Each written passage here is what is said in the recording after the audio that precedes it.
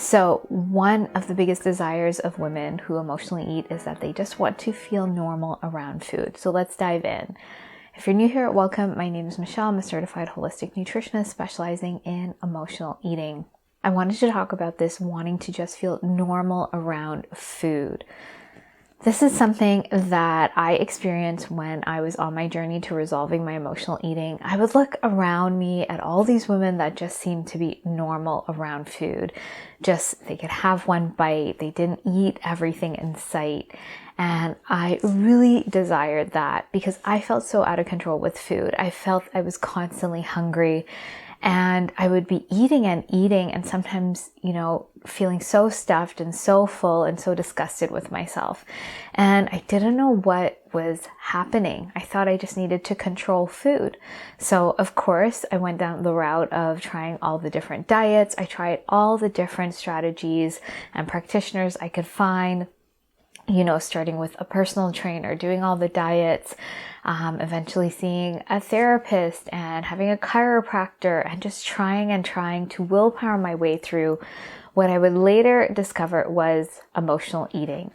And emotional eating is not just something you have to find the right strategy for, although that's part of it. It's a coping mechanism.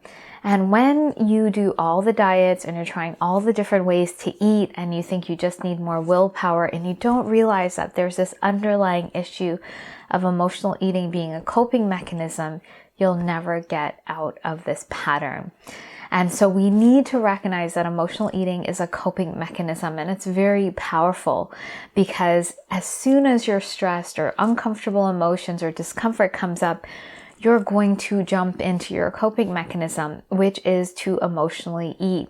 And if you're trying to control how you're eating, you're trying to control yourself with diets, if you are criticizing your body, criticizing yourself, the way you deal with stress is to eat. And so you're in this vicious cycle. And so emotional eating, this coping mechanism would have started when you were really young.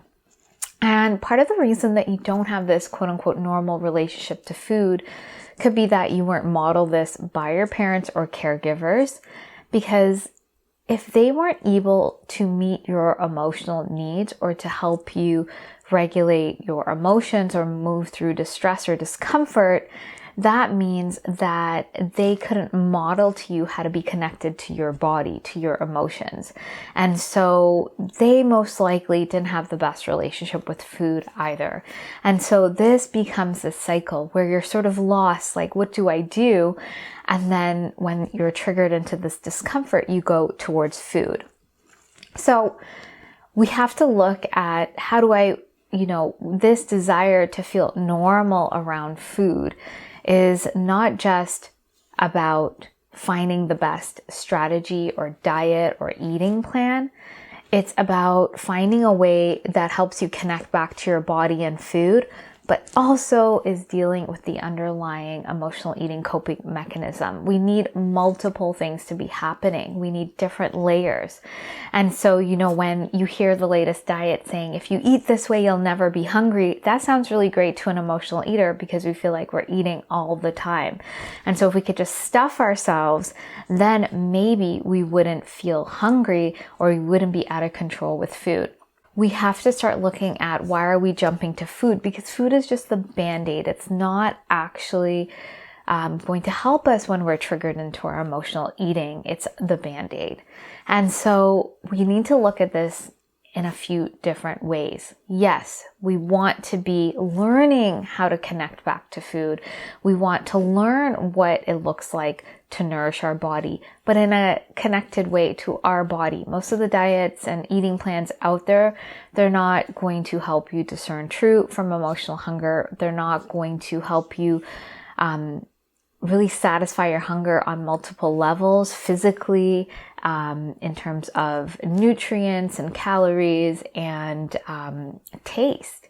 So a lot of things are missing pieces that we need to feel satisfied with meals, that we're actually nourishing ourselves, and they're missing a piece. How does it digest in your body? And what's that digestive piece? So a lot of the times, I think what's sold to us out there is to eat this way. So we have one piece. Okay, I'm eating certain foods. It might not be the right foods. It might not be the right amount. We're not taught how to actually move through that process of digestion, how to feel nourished and satiated in our body, and what hunger looks like in our body, and how long it takes for a meal to digest, so we can start seeing the rhythm of our body. We're not taught that. And so when we're not connected to our body and these rhythms, we can feel really scattered, and we're constantly trying to go external to us. What do we do? What do we do? What do we do?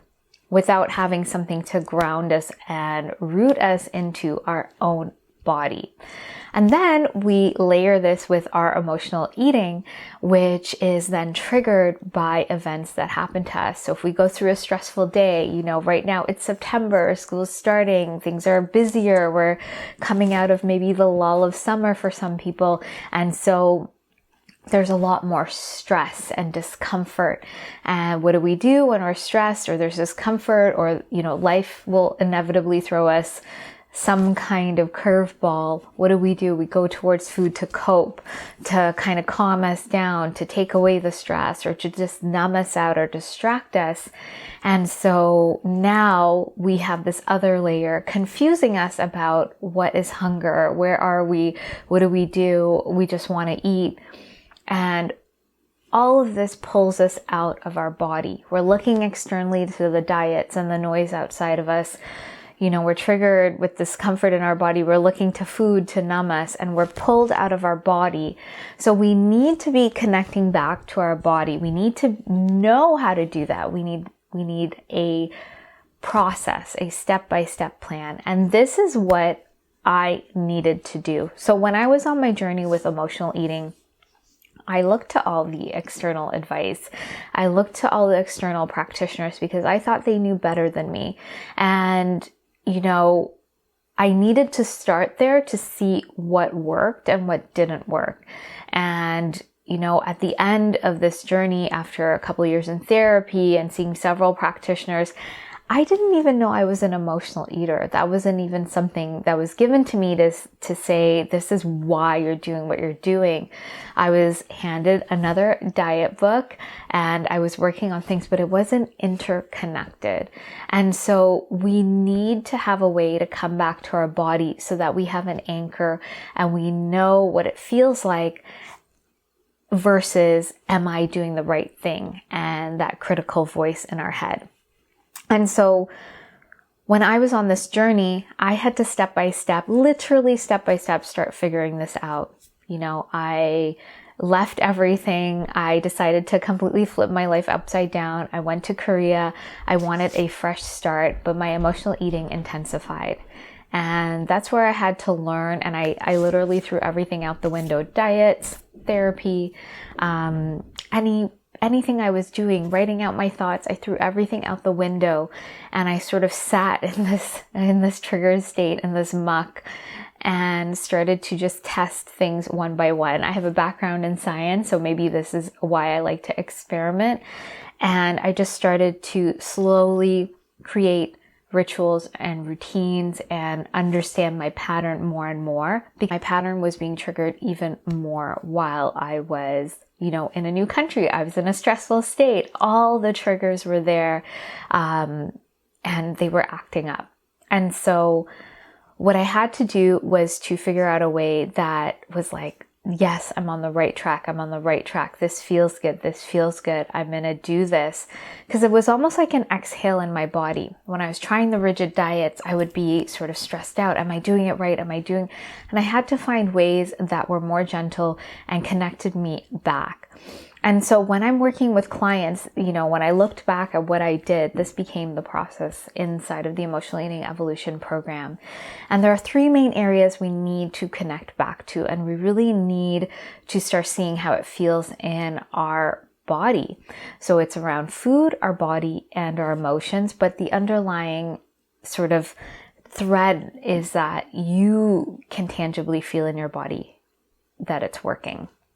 So around food, It's really connecting back to our hunger, our true hunger, noticing our emotional hunger, noticing how satisfied we feel with meals, and learning what makes a satisfying meal, understanding our digestion, understanding what our body needs in terms of nourishment. And when we're giving ourselves things that are shifting our body, digesting well, it's going to optimize our mood, it's going to shift our nervous system, and it's going to help us just feel connected to food. And then we're going to eliminate a lot of our emotional eating triggers, because when we're in a calm state with food, we're not going to be triggered in the diet mentality and go searching for food because we're restricting calories, or we're criticizing ourselves because we ate too many macros or calories or whatever. And then we do this around our body, learning to understand the rhythms and rituals of our body versus shaming our body or criticizing our body, or thinking we should fit into this box when in reality, that's not the box for us. That's not who we are. And it's about learning to connect to our bodies so that we are creating rituals and routines that actually create more acceptance around our body, not just physically what we look like, but what we need, our true body needs, and detaching our worth from how our body looks. And the third area is really around our emotion. So looking at our emotions, it's important that we start connecting back to them, because they're actually created and secreted, and those sensations of our emotions are in our body. And when we emotionally eat, we're usually afraid of being in the body, and we don't know how to move through these emotions that are being triggered, that are making us go towards food. We actually need to turn towards them to resolve them, integrate, process them, and meet our true emotional needs. And that's going to create a new way forward. We're not using a band-aid like food. We're actually meeting our needs and creating a new way to connect back to ourselves. And all of these things are interconnected. If you're judging yourself around how you eat or your body, there's usually an underlying layer of unresolved emotions, which are traumas that we need to look at. So it's not just knowing what to do around food or how to be in your, what exercise to do, or this emotion means this. It's actually really deeply connecting to it so that we're getting into that deeper layer that's anchored into our body, those limiting beliefs, those unresolved emotions, so that when we do that deeper work, we can actually start connecting and shifting our nervous system from fight or flight and feeling like we're doing it wrong, something's wrong with us, to rest and digest. And that is where ease and peace and confidence lie. When you're connected to your body, there's an exhale. You're on the right track. You know that this is working for you. And that's what's going to shift this pattern, this emotional eating pattern. It's very targeted and specific because we're looking for your specific triggers around food, around your body, and how that's triggering you into your emotional eating pattern. So it's not to say in the program you're going to deal with all your trauma or all your unresolved emotions. No, but you're going to have the tools so that when they do pop up, you can resolve them. But within the span of the 12 weeks of the program, my clients resolve their emotional eating. That's what we're hitting up against. And you can use the tools for other areas of your life as well. So this is how you start feeling normal around food again. How do you start feeling normal around food? Well, if you're connected to food and you can see when you're triggered into emotional eating, and then you're working through those triggers and getting to the root of them, you're learning a way that feels good in your body with food. It's not a diet mentality. It's actually what your body needs. And then you're working on the deeper level of your emotional eating coping mechanism and meeting your true emotional needs. So they detach from each other, and your body starts registering food as food, not food as a band-aid or food as something to numb out, or food being this addiction. It becomes food to nourish you. Your body is your body. It's not about your self-worth and how you look, and you remove that and your emotions become become your emotions. So all of these become what they're supposed to be. One is not compensating for the other or blocking the other. We want to clear that out, and that's what creates that ease and peace. One thing is not compensating, because when we don't have our true needs met, we're sort of in this cycle of addiction and craving. We're feeling desperate and we need something. And here we want to really resolve that. So when I'm working with clients, it's not about switching one coping mechanism for another. It's about resolving it and meeting your true needs, because we don't want to cope with life. We want to actually resolve life and hear the messages of what's happening so we can move forward powerfully in an empowered way. Not at the whim of food, not at the whim of stressors. We want to know how to navigate that, because life is going to always give us ups and downs, and we want to have the tools to navigate those ups and downs. And that's what creates that ease and confidence around food and in our body and in our life. We know how to be with food. We know how to be with our body, and there's a confidence and ease there because we're actually meeting our true needs. And then when life presents us with emotions, we can move through them and understand them and navigate our life so we don't feel taken over or overwhelmed by them. And these would have been things that our parents or caregivers should have modeled to us, because at a young age, that's what we need. We need that developmentally. And if we didn't have that, that's what makes us feel broken and stuck and something's wrong with us, because we feel we were ashamed for being the way we were. So all of this is to say, this is how we come back to feeling normal. And I would actually say just having a healthy relationship to food, where food can actually serve its purpose of nourishing our body and helping us with our vibrancy and our energy, and being something that becomes a part of us versus a band-aid and something we use to numb out. So the first step to getting to this food is just food, and to have food serve its purpose, is really to start learning to discern true from emotional hunger, and to start catching your triggers. So I have a free guide called What Are You Truly Hungry For? If you would like to grab that, you can find it at the link below. This is the first step I give to clients who are in the program.